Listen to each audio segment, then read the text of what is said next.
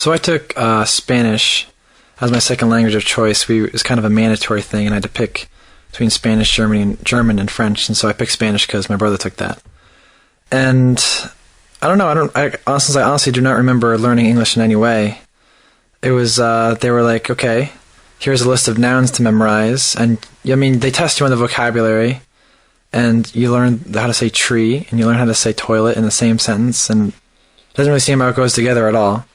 And I kept like expecting, well, later it'll come together. I mean, it did later that you get to learn the verbs and the different words you're supposed to throw in a sentence to make anything make sense. And so for the first 2 years, honestly, I think we just memorized lists of things, which is a pain in the butt. But I mean, you need to know all the vocabulary. I can't fathom how I could have learned all these words in English, and there's like 3 words for the thing over there. It's pretty astounding. And they don't really try to do that in Spanish, though. They didn't say, let's learn synonyms of things. They're trying to make it pretty much standard and organized so you could figure it out, and so that you would know what to say at that point. They didn't really dwell on that point. And so you learn a list of nouns, and you learn a list of verbs. You learn how to talk in the present tense. But even past, I go Spanish 1, 2, 3, 4, AP Spanish.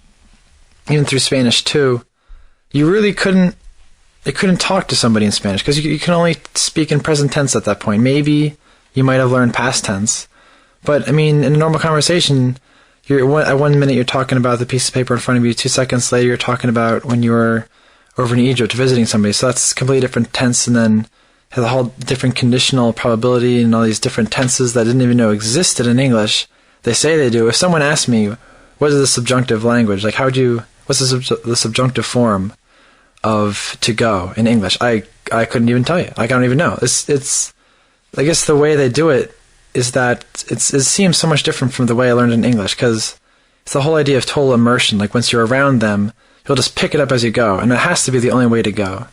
And unfortunately, the class, it couldn't do that for you, because you're with other people who are learning it, so they don't know it. But in the end, you learn the tenses, and you learn the language as best as you can.